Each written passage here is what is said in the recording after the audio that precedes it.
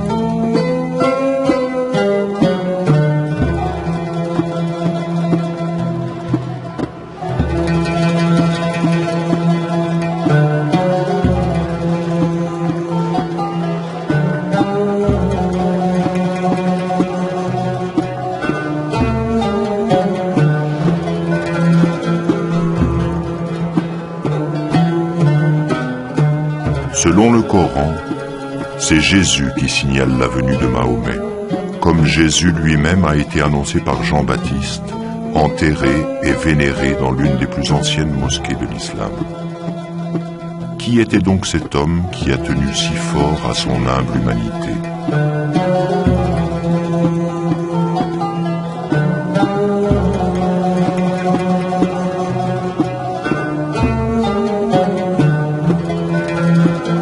Mahomet est le fils unique d'un nommé Abdallah, mort 6 mois avant la naissance du bébé.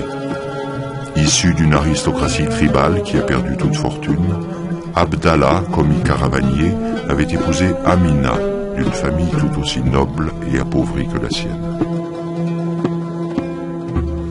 بعد ما مات عبد الله زوج آمنة بنت وهب ما تمت زعلانة كتير يعني فترة طويلة من الزمن يعني حتى صار يجيها يعني أحاسيس وطيوف مشاعر تبعث على البهجة والسعادة كتير كتير لحتى جاها هاتف بنومها بيقول إنه صار يكلمها ويقول لها إنك حملتي يا آمنة وستصبحين أمي.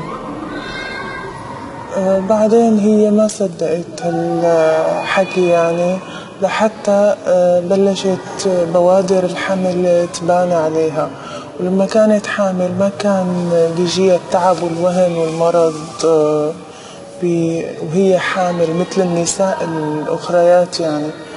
وضعته سيدنا محمد صلى الله عليه وسلم مكحلا مطهرا مدهونا مختونا، ولم تشاهد دم أصلا مثل النساء عندما يولدن دم ومخاض. هي لم تشاهد أي شيء لأنه رسول رب العالمين. كانت إحدى النساء حاضرة الولادة قالت إنه يوم حضرنا الولادة إنه كانت الأنوار كانت عم تملأ المدينة والنجوم عم تدنو من السماء لحتى تنزل على الأرض، حتى خفنا إنه تنزل علينا. ونودي على جده عبد المطلب وقال له وحمله وطاف به بالكعبة وقال سموه محمد صلى الله عليه وسلم.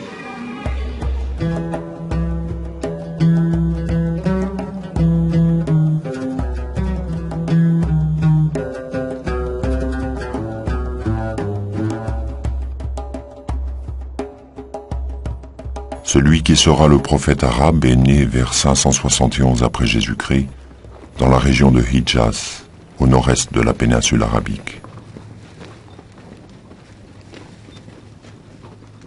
Les Arabes, ces navigateurs du désert, comme le répète un bien têtu lieu commun, étaient aussi familiers des ouragans et des silences des grands larges sur la mer Rouge, l'océan Indien et jusqu'aux mers de Chine.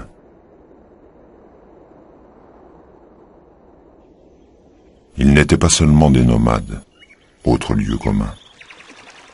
Le moindre point d'eau faisait surgir un hameau autour de la plus exquise des oasis.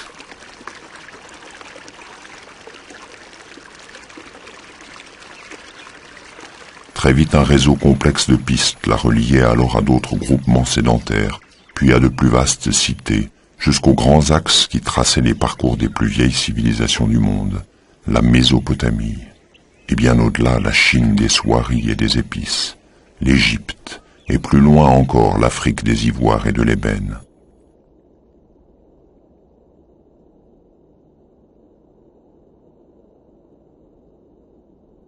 Vers l'Asie mineure, les Arabes tissaient des échanges plus décisifs avec la Grèce de la sagesse ou la Rome des juges et des stratèges. À cette époque, le VIe siècle et les 3 siècles précédents, des groupes de personnes habitaient cette région qui s'étend du Yémen au nord de la Syrie et de l'Égypte au sud de l'Irak. La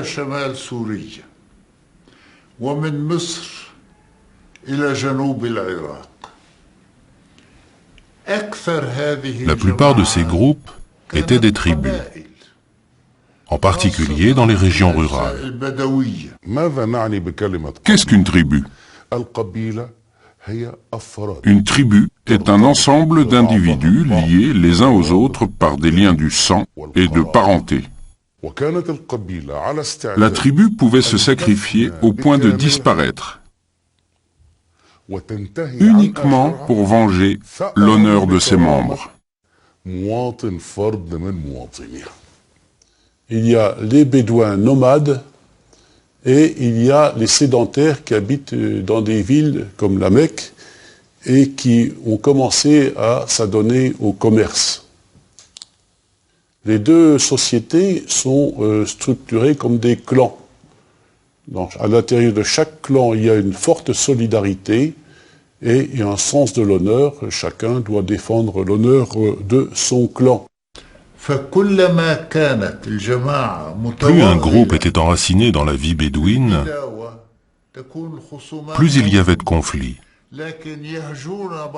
Mais ils s'invectivaient les uns les autres dans la même langue poétique, se parlaient dans la même langue arabe. C'est-à-dire que ce qui les poussait à s'identifier tous en tant qu'arabes, c'était le fait de parler la même langue. محمد رسول الله هو بشر مثل بقية الناس فولد كما يولد الناس ومات كما يموت الناس رسول الله محمد ولد في عام 571 ميلادية على أساس سمي ذلك العام عام الفيل. لماذا سمي عام الفيل؟ نحن نعلم أنه أمر إسماعيل مع إبراهيم بأن يبنوا الكعبة. هذه الكعبة كانت مجال احترام كل الناس حتى في جاهلية العرب فكانوا يحترمون بل كانوا يحجون إليها ومعنى الحج والقصد فكانوا يطوفوا حوالين الكعبة وهم جاهليين يعبدون الأصنام والأوثان. لذلك السيرة قالت أنه كان في 360 صنم حوالين الكعبة اللي هي الآن موئل المسلمين. فحينما ولد الرسول هناك هذه الكعبة قلت لها قيمة كبرى. هناك ملك كان في الحبشة وجاء إلى اليمن فأخذ اليمن وهو أبرهة الحبشي كما زال ومن هنا طمع بأن يبني بيتا وكعبة كما هي موجودة في مكة المكرمة وفعلا راح بنى هذا المبنى في اليمن فلما بنى وإذ العرب الذين نشأوا على تقديس واحترام هذا البيت لما شافوا ذاك البيت راحوا ففعلوا فيه تغور يعني عملوه مثل تواليت نكاية بأبرهة الذي بنى. فلذلك هو حينما فعلوا ما فعلوا أراد أن يهدم الكعبة، جاء إلى مكة وجاءوا معه الفيلة. العرب لا تعرف الفيلة، هذه الصورة في الصحراء عندنا في العرب بيعرفوا الجمل، بيعرف الحصان، بيعرف هذه الأنواع من الحيوانات. أما الفيل فهو يرهب. حينما وصل الفيل إلى مشارف مكة وقف، امشي ما بيمشي، يدفعوه ما ممكن.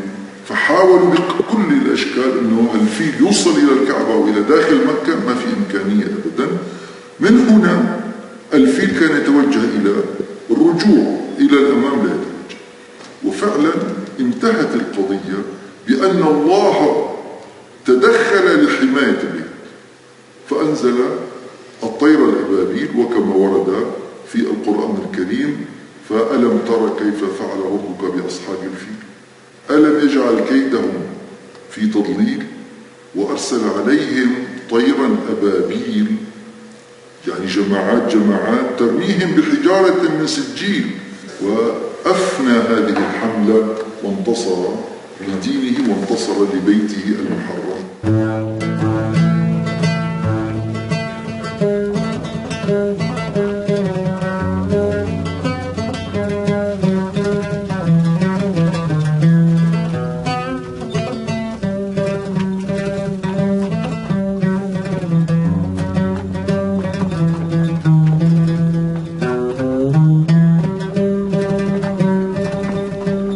À l'époque de la naissance de Mahomet, vers la fin du VIe siècle après Jésus-Christ, les Arabes n'accordaient guère de valeur politique, stratégique ou culturelle à la distinction entre Orient et Occident. C'était plutôt le couple Nord-Sud qui nourrissait en eux l'imaginaire et le rêve. Le Nord, Shem El, comme ils le nomment encore, domaine sans doute du dieu El, était pour eux l'horizon du divin. Le Sud, Jan Houb, c'était le retour à la terre et au sein maternel.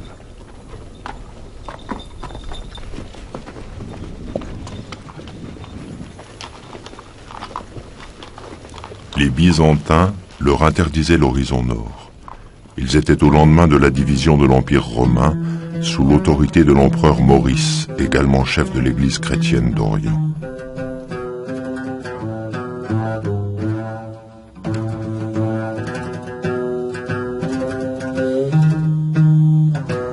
Les Perses, gouvernés depuis leur capitale Ctésiphon par la branche sassanide, semaient la discorde partout dans le Yémen, déportant des populations pour en faire des soldats et des esclaves, judaïsant tel prince pour le dresser contre un christianisme rampant, forcément allié à Byzance. Traversant le Moyen-Orient, autour duquel guerroyaient les deux empires, s'étendait la route caravanière, qui depuis la plus haute antiquité servait aux échanges commerciaux entre les deux limites du monde alors connu.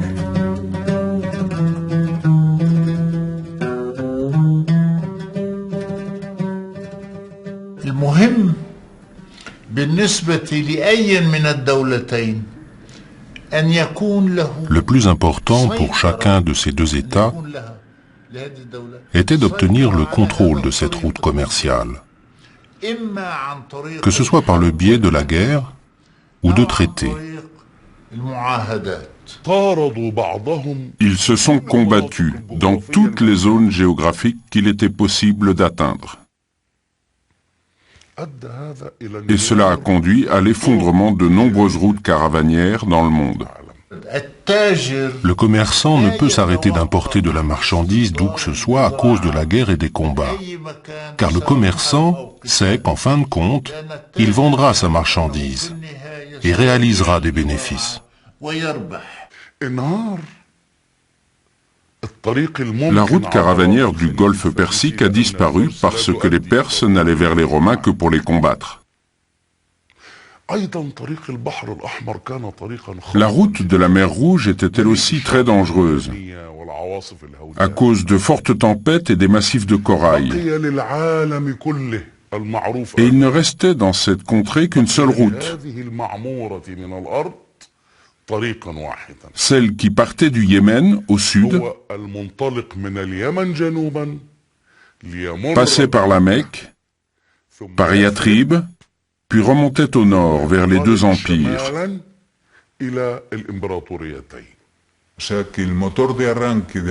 C'est-à-dire que le moteur de cette avancée importante de l'Arabie au temps des civilisations antiques est précisément cette route caravanière qui traverse les royaumes du Sud.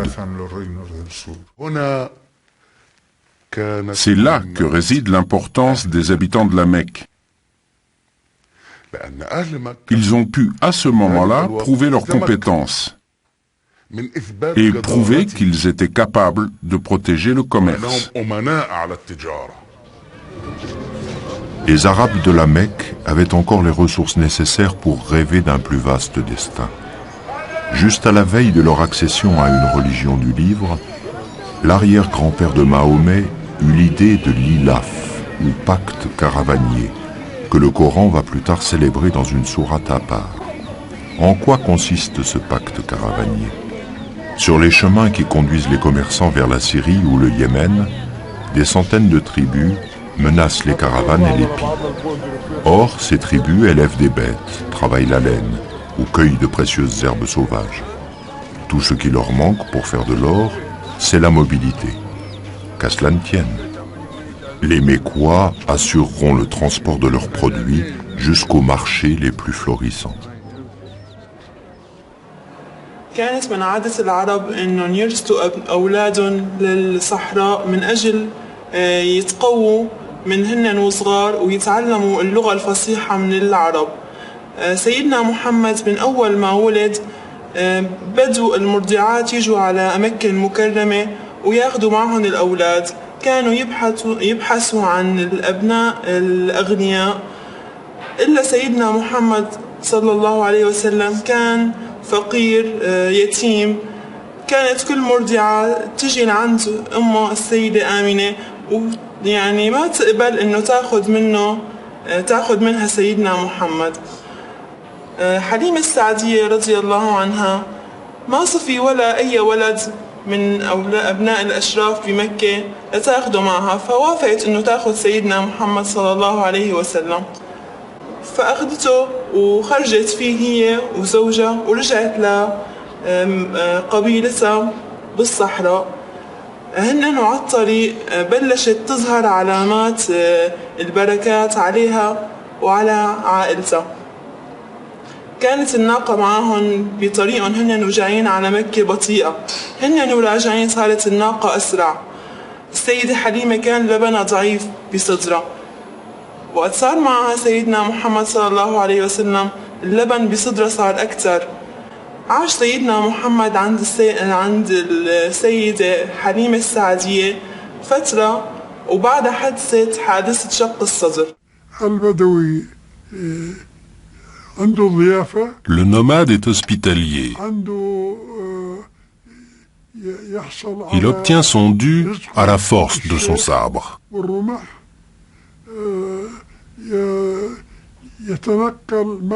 Il est en perpétuel déplacement.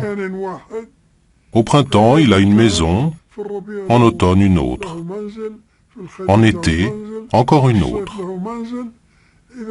Sa vie est très colorée, extrêmement mobile.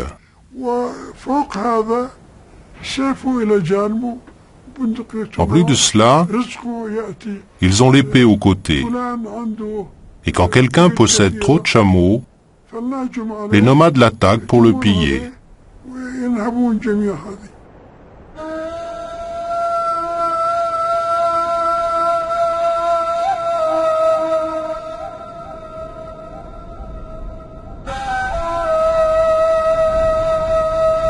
ولكن هنالك في حادثة مرت أثناء فترة إرضاع الرسول من قبل حليمة، وهي عملية شق الصدر.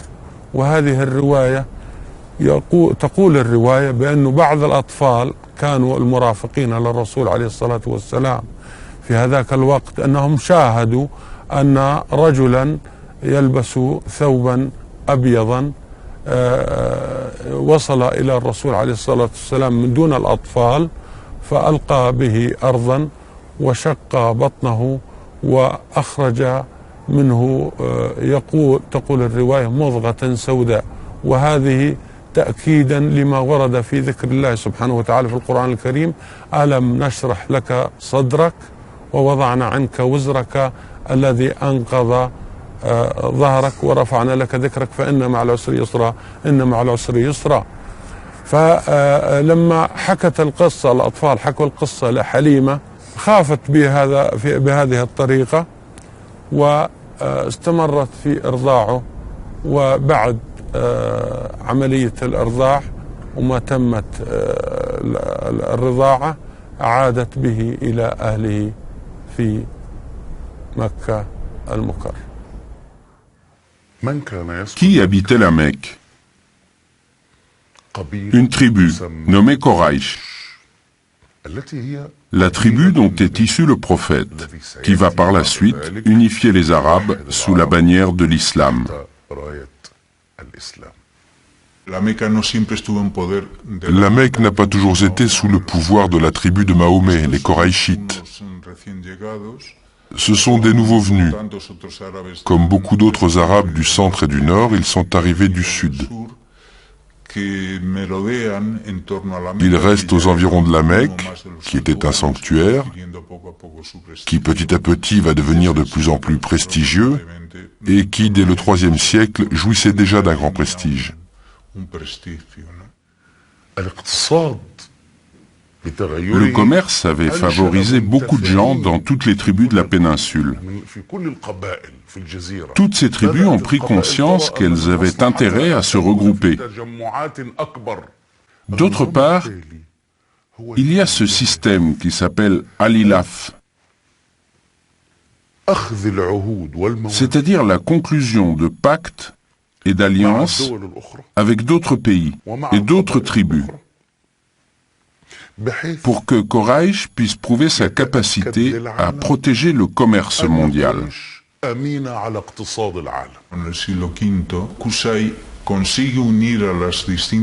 Ve siècle, Qusay arrive à rassembler les différentes factions des Koraïchites. C'est une union solide, sans faille, qui arrive à s'emparer du pouvoir à la Mecque. De telle sorte que ceux qui détenaient le pouvoir précédemment sont écartés et remplacés par les Koraïchites.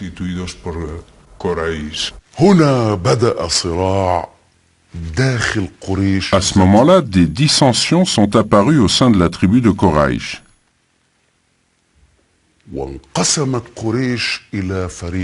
Elle s'est divisée en deux grands clans, qui sont les cousins les uns des autres. D'une part, le clan des Beni Hachem, d'autre part, les Beni Abd Manaf, qui deviendront les Beni Umayya.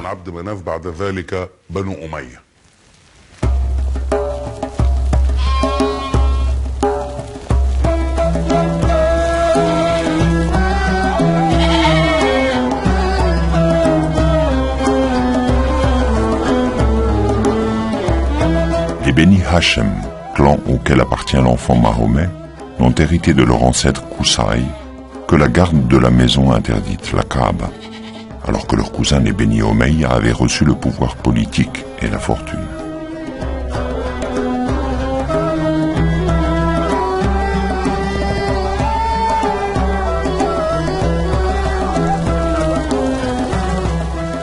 Mahomet vécut jusqu'à l'âge de 5 ans à Yathrib, future Médine, le pays de sa mère.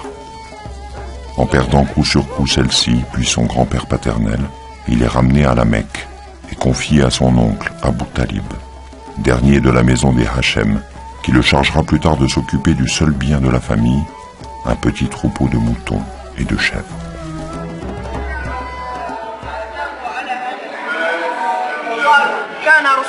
صلى الله عليه وسلم يرعى أغنام عمه أبي طالب، وهو يرعى ومعه صديقه فسمعوا صوت الموسيقى وقربوا، فقال لصديقه ارعى أغنامي قليلا بينما أسمع الطرب، فضرب عليه الله تعالى على آذانه النوم، فنام حتى الصباح الباكر فاستيقظ على حر الشمس فشعر النبي صلى الله عليه وسلم أنه ارتكب ذنبا لأنه ترك صديقه يرعى أغنامه فأنزل الله سبحانه وتعالى هذه الآية إنا فتحنا لك فتحا مبينا ليغفر لك الله ما تقدم من ذنبك وما تأخر ويتم نعمته عليك ويهديك صراطا مستقيما. La vision musulmane de la période pré-islamique est celle d'une période pendant laquelle le culte monothéiste, l'adoration d'un seul Dieu, ne faisait pas partie de l'univers mental des gens. Les divinités étaient liées à des lieux, des tribus, des clans.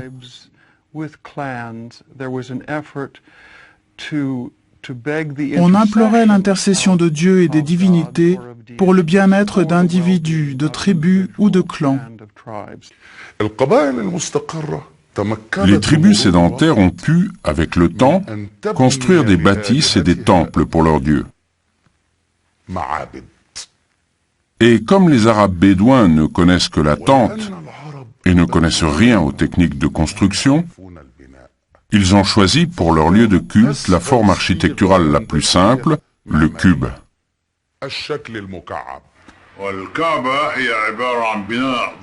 La Kaaba était un grand édifice dans lequel il y avait des idoles. Ce n'était rien d'autre qu'une grande bâtisse immense où il y avait des idoles vénérées par ceux-là même qui les avaient façonnées.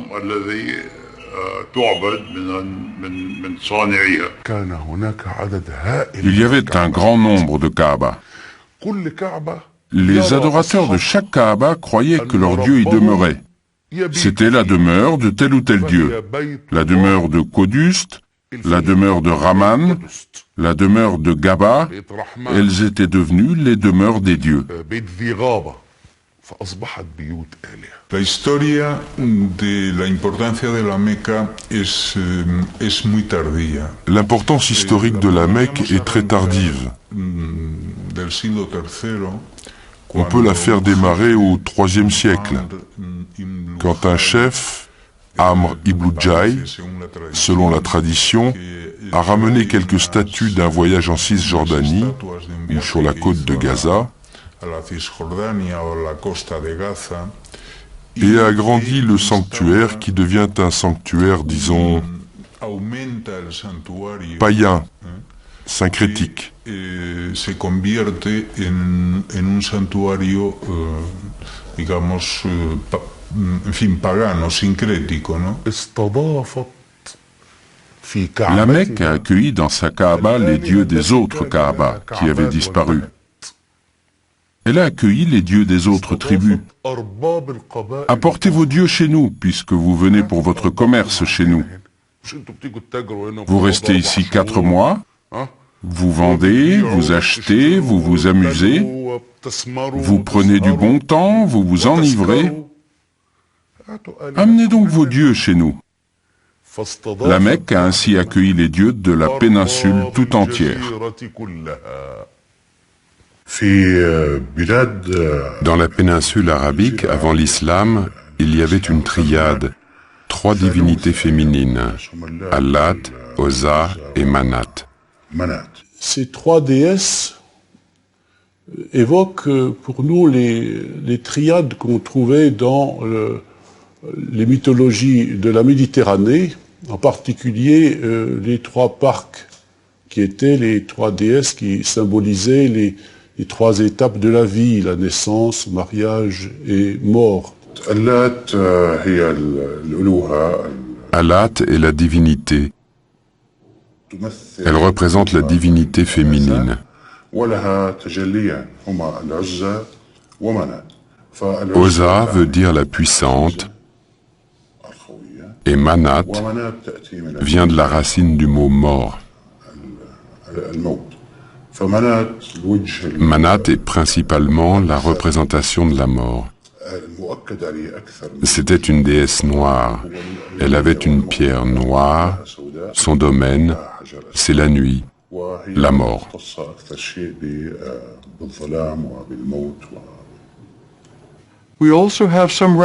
Nous disposons également d'éléments qui laissent supposer l'existence de représentations de figures chrétiennes faisant partie de l'iconographie de la Kaaba. Mais tout cela est encore un sujet de débat entre érudits.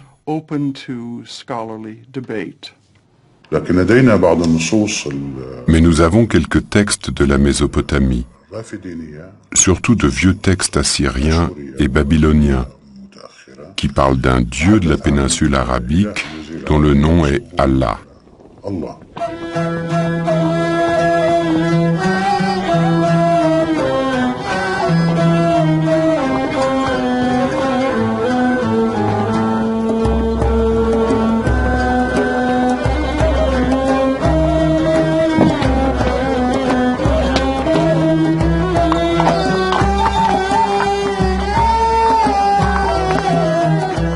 Le métier de berger ne sied pas à un descendant de l'aristocratie mécoise, serait-elle dans le dénuement. Mahomet apprendra donc la noble profession de ses ancêtres, le commerce. Il sera du voyage lors des deux périples annuels, celui d'hiver et celui d'été, en compagnie de son oncle Abu Talib, qui a peu à transporter. À défaut de s'enrichir, Mahomet saura l'art du négoce, apprendra à décoder les traces sur les sols, et les marques sur les visages.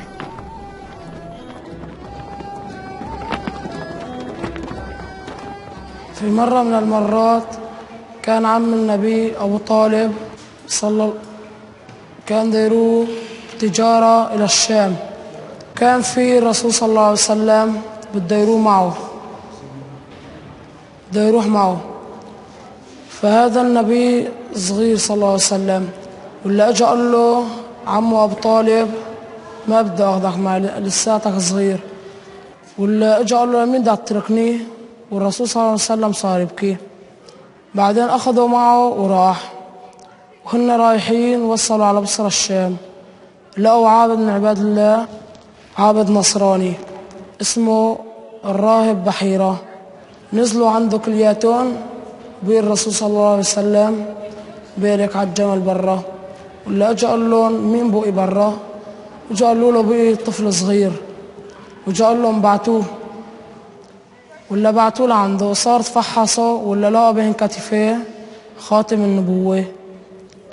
بعدين اجى قال له لعمه رجعه على مكة أحسن ما يقتلوا اليهود، لأني هذا من راح لهنيك وحسوا عليه مشان لأني ما ينسخ دين اليهود كله. النبي محمد صلى الله عليه وسلم Le prophète Mahomet, Dieu le bénisse et lui accorde le salut, était en contact avec la culture juive dans la péninsule arabique, en contact également avec la culture perse, avec la religion de Zoroastre, avec les croyances de Mani, et aussi en contact avec la culture hellénistique, avec ses divers courants gnostiques.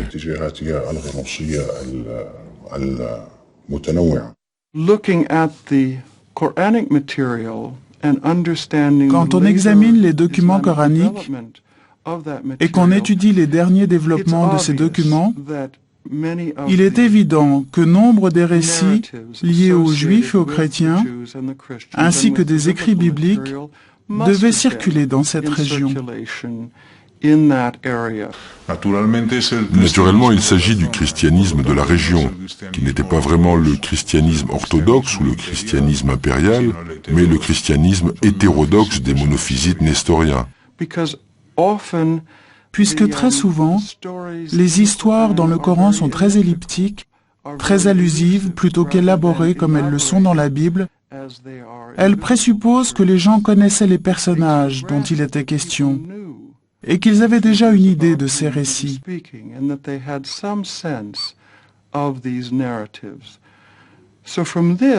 À partir de là, On peut penser que la connaissance de certaines idées juives et chrétiennes n'était certainement pas étrangère à la Mecque et à d'autres régions qui ont compté dans la première période de la tradition islamique.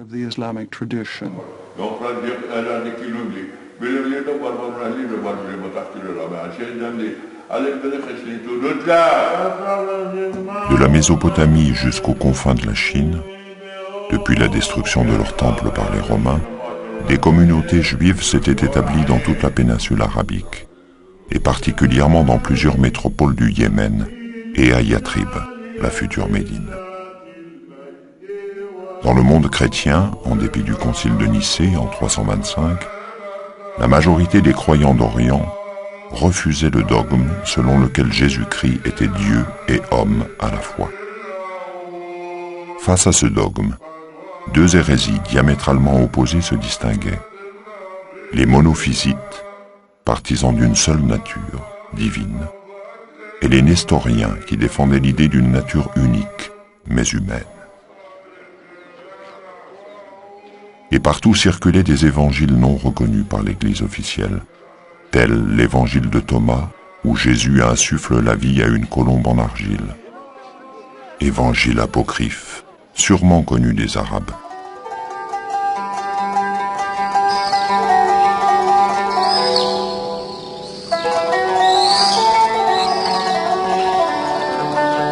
Sourate 3, versets 48-49. Je suis venu à vous avec un signe de votre Seigneur. Je vais pour vous créer d'argile comme une forme d'oiseau. Je souffle en lui et il est oiseau, avec la permission de Dieu. Je guéris l'aveugle et le lépreux, je ressuscite les morts, avec la permission de Dieu.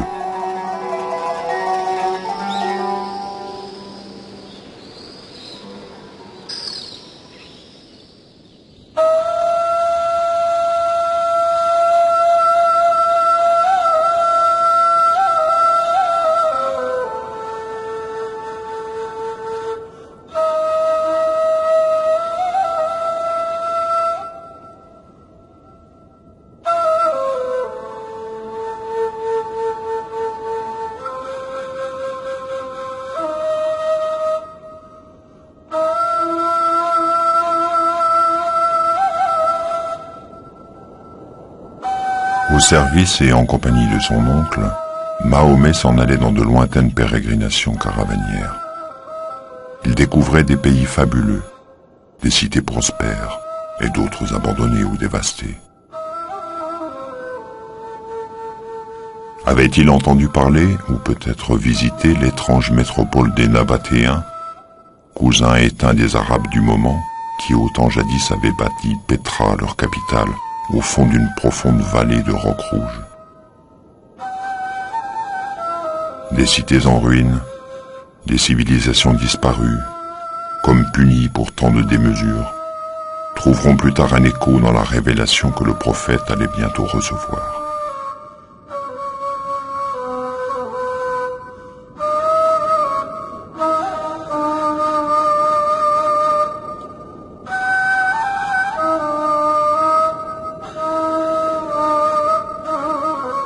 Combien n'avons-nous pas détruit de cités dont les habitants vivaient dans l'abondance? Vous voyez leurs habitations, elles sont presque désertes, et c'est nous qui en avons recueilli l'héritage. Ton Seigneur n'a détruit aucune nation sans qu'il ait envoyé dans sa métropole un apôtre chargé de lui réciter ses commandements. Nous n'avons exterminé que les villes dont les habitants étaient impies. Sourate 28, versets 58 et 59. تأتي رحلاته إلى بلاد الشام لنتبين فيها حافزا ربما Au cours de ses voyages en Syrie, il lui vient une impression sans doute décisive dans l'évolution de sa personnalité culturelle essentiellement. Ces voyages lui font constater la multiplicité des conditions, la diversité des religions, des cultures, des populations, des situations sociales, politiques et culturelles.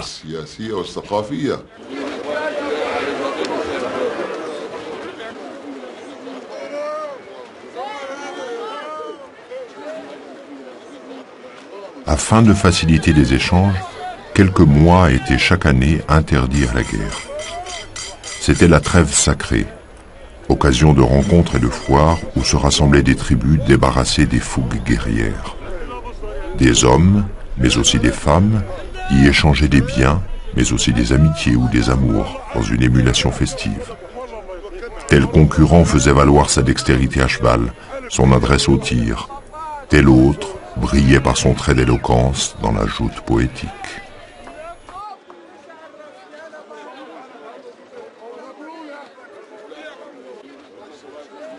À l'occasion des grandes foires, comme la grande foire d'Occaz, dans ces grands rassemblements, il y a évidemment toutes sortes d'affaires qui sont traitées. Mais il y a aussi cette période d'exaltation de soi, de fureur. Chacun essaie de défier les autres, de se créer plus de renommée. Alors, soit par des pratiques comme le maïsir, c'est-à-dire d'aller jusqu'à être capable de dégorger des bêtes pour montrer qu'on n'a pas de soucis du lendemain, soit aussi par les grands concours des poètes qui vont célébrer l'honneur des tribus, ridiculiser les ennemis.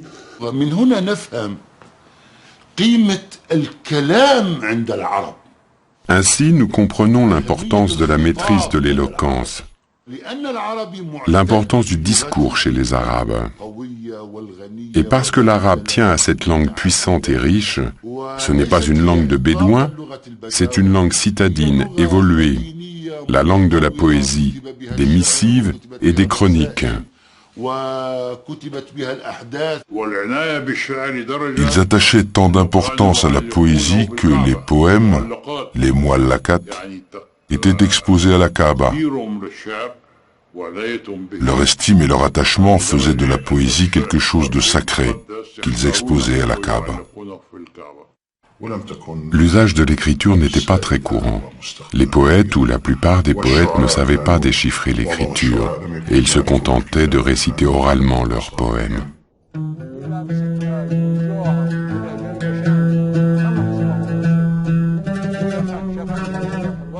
L'arabe habite en poète. Quelle autre langue que la sienne userait du même mot beit pour désigner la maison et un vers de poésie? Aussi, personne ne saurait plus dangereusement rivaliser avec un prophète que le faiseur de paroles démoniaques contenues dans un poème.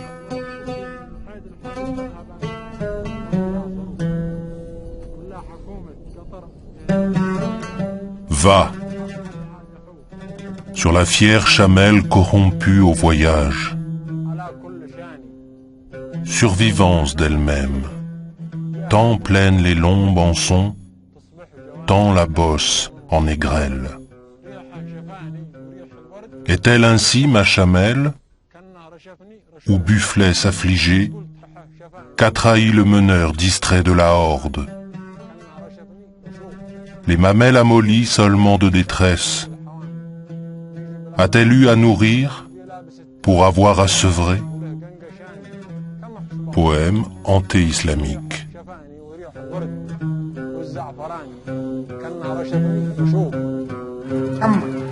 كان يخدم مع عمه أبو طالب، يخدم معاه في التجارة، يمشي وياه يلموا شوي فلوس ولا يزيد يولدوا. مشوا للشام، سمعت فيه خديجة، قالت سمعت فيه ثقة وما يشربش الخمر وما يتبعش الدري خايبة.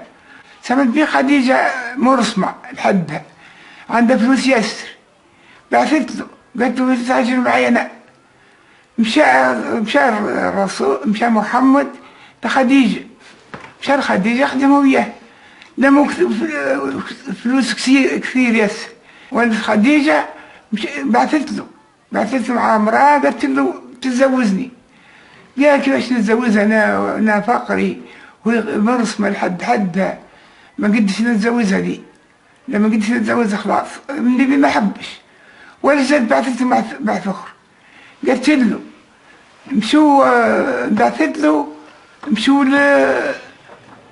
بعثت له ودع قبل الرسول قبل محمد بن محمد زوج خديجة اتزوجها وقعد معها 25 سنة عاشوا وياه في نعمة طيبة يس وبعد 25 سنة ومات خديجة.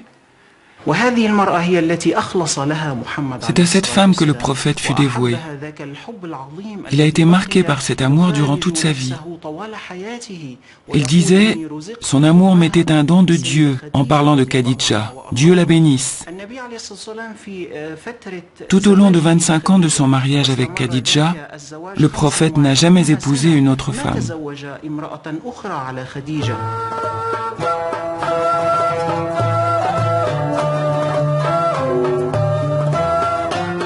Khadija, la quarantaine, de 15 ans plus âgée que Mahomet, était veuve de 2 époux successifs qui lui avaient laissé une fortune considérable.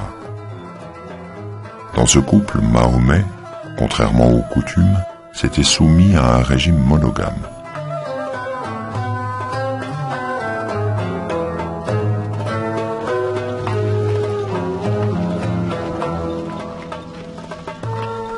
Son nouveau statut social allait désormais lui permettre de poursuivre ses périples en maître de caravane, décidant des itinéraires et des haltes.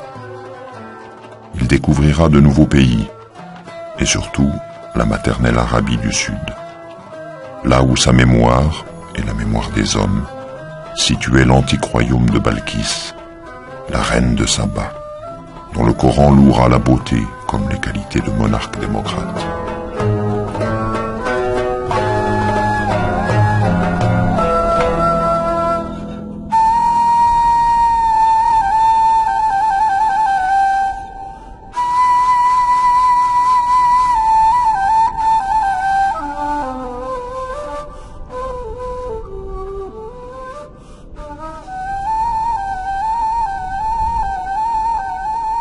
Il y avait assurément pour la tribu de Saba un signe dans leurs habitats, 2 jardins, l'un à droite, l'autre à gauche. Mangez de ce que votre Seigneur vous a attribué et soyez lui reconnaissant, une bonne contrée et un Seigneur qui pardonne. Mais ils se détournèrent. Nous déchaînâmes contre l'inondation du barrage, et nous changeâmes leurs 2 jardins en 2 jardins aux fruits amers, avec des tamaris et quelques rares jujubiers.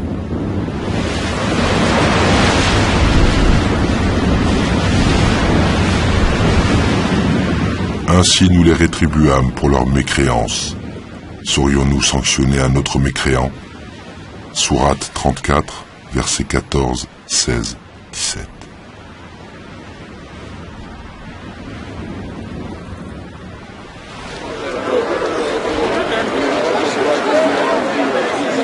À la Mecque, Khadija lui a donné 6 filles, dont Fatima. Aucun des enfants mâles n'a survécu.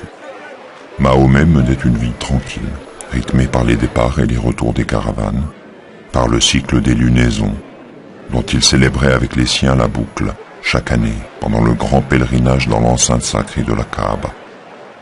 Un rituel antique, que la tradition islamique fera remonter jusqu'à Abraham, sinon jusqu'avant la création, quand les anges tournoyaient autour du trône de Dieu. Mahomet avait acquis une forte estime auprès de ses concitoyens, du fait d'une grande intégrité qui lui a valu le surnom d'Alamin, le probe.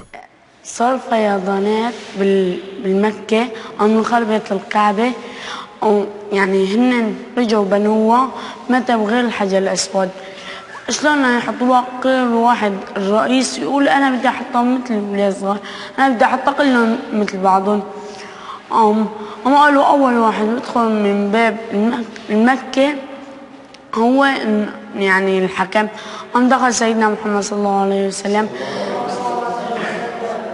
قالوا له لقد جاء الأمين إنك قالوا له سيدنا محمد قال إيش بقولوا مختلفين يعني منزعجين قال له أنا الرئيس يعني من قبيلة قال أنا بدي أحط الحجر الأسود كلهم قالوا الجامع قالوا مثل بعضهم قالوا شغلة بسيطة شال حبايته وحطها نقى من كل قبيلة رئيسة يشيل من طرف فاخر لبين ما خلص القبائل بعده قربوها لعند الحيط قام سيدنا محمد صلى الله عليه وسلم الحجر وحطوا محله.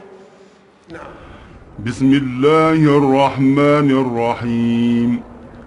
وإذ يرفع إبراهيم القواعد من البيت وإسماعيل ربنا تقبل منا إنك أنت السميع العليم ربنا واجعلنا مسلمين لك ومن ذريتنا أمة مسلمة لك وأرنا مناسكنا وتب علينا إنك أنت التواب الرحيم ربنا وابعث فيهم رسولا منهم يتلو عليهم آياتك ويعلمهم الكتاب والحكمة ويزكيهم إنك أنت العزيز الحكيم. فكان قريش مسيطر على الحياة الاقتصادية. Quraysh dominait la vie économique et commerciale et sa population était occupée à adorer les idoles. Cela n'exclut pas l'existence de personnes en nombre très réduit qui étaient opposées au culte des idoles. On dit qu'ils suivaient la religion d'Abraham. On les appelait les Hunafa d'Hanif. C'est l'hanifisme, qui est la religion d'Abraham.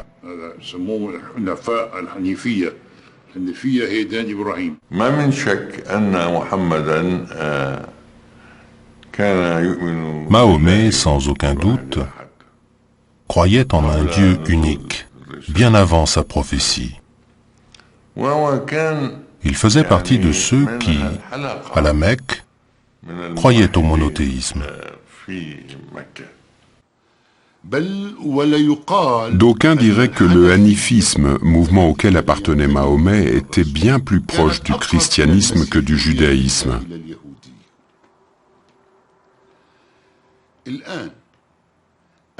Maintenant, l'influence judéo-chrétienne sur l'islam, personne ne peut la contester.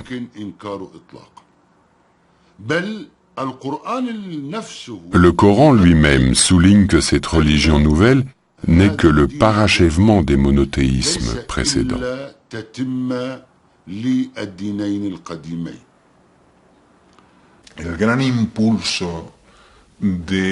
La grande impulsion de la religion de Mahomet vient du constat que son peuple était abandonné de Dieu parce que c'était le seul peuple qui n'avait pas eu de révélation.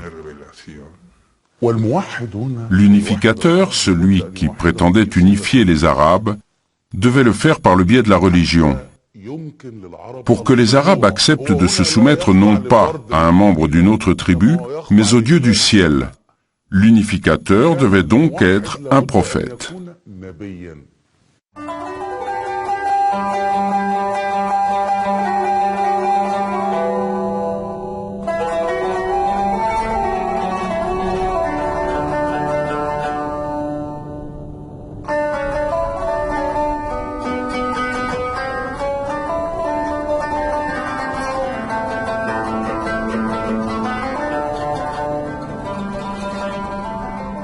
Lorsque Moïse arriva à l'heure indiquée et que Dieu lui eut parlé, il dit à Dieu, « Seigneur, montre-toi à moi afin que je te contemple. » « Tu ne me verras pas, reprit Dieu. Regarde plutôt la montagne. Si elle reste immobile à sa place, tu me verras. » Et lorsque Dieu se manifesta sur la montagne, il la réduisit en poussière.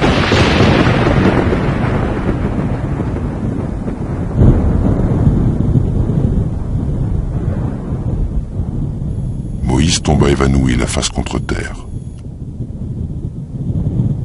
Revenu à lui, il s'écria, « Gloire à toi, je retourne à toi pénétré de repentir et je suis le premier des croyants. » Ô Moïse, dit le Seigneur, je t'ai choisi de préférence à tous les hommes pour porter mes commandements et ma parole. Prends ce que je te donne et sois reconnaissant. Sourate 7, versets 143 et 144.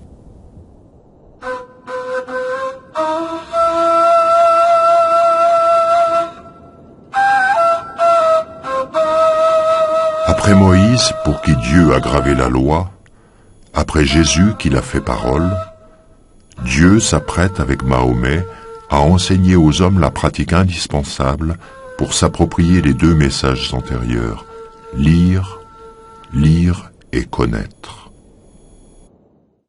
Il s'est mis à suivre la voie de son grand-père vers la grotte de Hira. Il s'y rendait la nuit pour contempler le ciel et la terre, et il essayait de comprendre ce qui se passait autour de lui.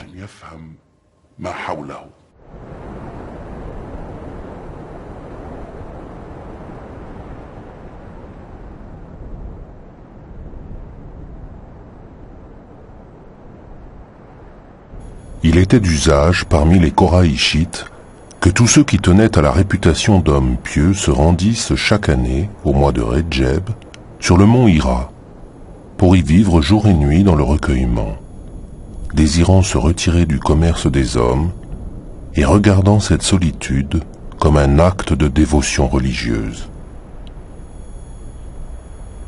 Chaque tribu avait à la montagne un endroit où l'on passait le temps de la retraite.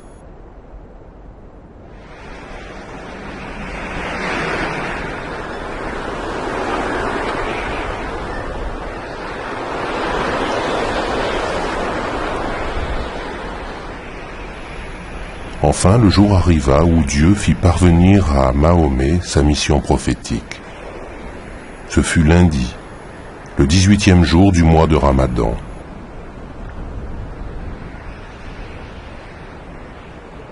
Ce jour-là, l'ange vint lui intimer cet ordre. « Lis !» Le prophète dit. « Que veux-tu que je lise ?» L'ange le saisit, le prit dans une étreinte, faillit l'étouffer. Puis le relâchant, il dit, « Lis !» Et le prophète de dire encore, « Je ne suis pas de ceux qui lisent. » L'ange le saisit, l'enveloppa, faillit lui étouffer le souffle, puis le relâcha et dit, « Lis !» Et le prophète de dire encore, « Que veux-tu que je lise ?» Il fut saisi pour la 3e fois. L'ange l'enveloppa et faillit lui étouffer le souffle. Il le relâcha et dit, « Lis, au nom de ton Seigneur qui a tout créé, qui a créé l'homme d'une relation. Lis, ton Seigneur est le généreux par excellence. C'est lui qui a enseigné par le calame. Il a enseigné aux hommes ce qu'ils ne savaient pas. »